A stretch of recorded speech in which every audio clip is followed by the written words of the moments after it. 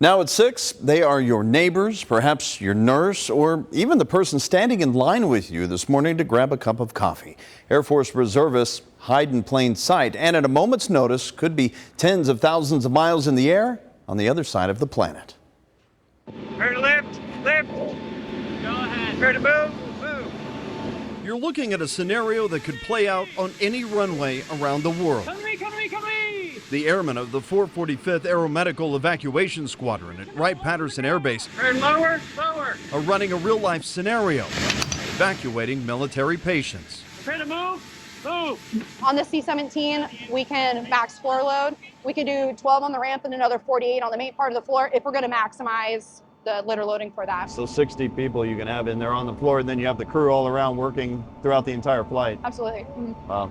Master Sergeant Marjorie Butcher enlisted in 2015. You'll come out, check patient litters, and then we'll actually start patient loading. After lying down on one of the litters, acting as one of the living patients, I found out she received her wings to fly with the Aeromedical Evacuation Squadron in April of 2021. My first deployment in the military was actually in response to Kabul. Okay, yeah. So that was my first flight. That first flight of hers was part of the historic U.S. exit out of Afghanistan, as hundreds of thousands of Afghanis flooded the Kabul airstrip, trying to get on a C-17 to freedom. I was the last AE flight out of Kabul.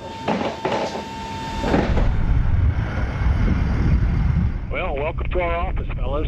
At least one of those C-17s taking part in the evacuation reportedly loaded with 800 men, women, and children. Colonel Baker said there was a live birth on one of your command aircraft. Yeah. That was your team, or members of your team. Yeah. Not a scenario you necessarily are training for here. Yeah, and recently we put a lot of emphasis on what are called contingency operations, where we really try to flex and push and challenge ourselves to get outside of, to the letter of our regulations to say, hey, where can we flex? My name's Lieutenant Markovich. I'm the flight nurse on the flight. That flex, we were told, is part of the new way of thinking and training, teaching both the official checklists and leaving room for unplanned events of the real world. And we'll run multiple scenarios just to see what happens.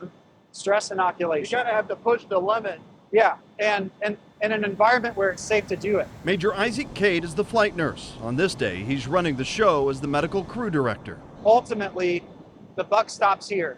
If something goes wrong, we answer for it. And on most flights, there's just 2 nurses and 3 med techs in charge of all the patients on board.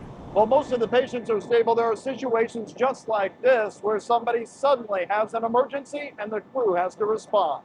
You train for possible in-flight emergencies. Correct. While every other patient is here as well.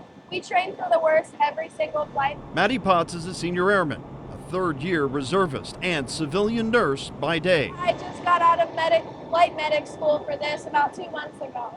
So this is a whole new environment Oh to you. yeah. As a team, they rely on their training. This training, no matter how routine it may appear, it's about creating an automatic reflex when it's needed the most. You can actually overwhelm them to the point where on a real mission, they're like, oh, I've got this. Well, absolutely. That's a common thing. This is nothing like real world, but that's because you're not having a fire every flight on a real world.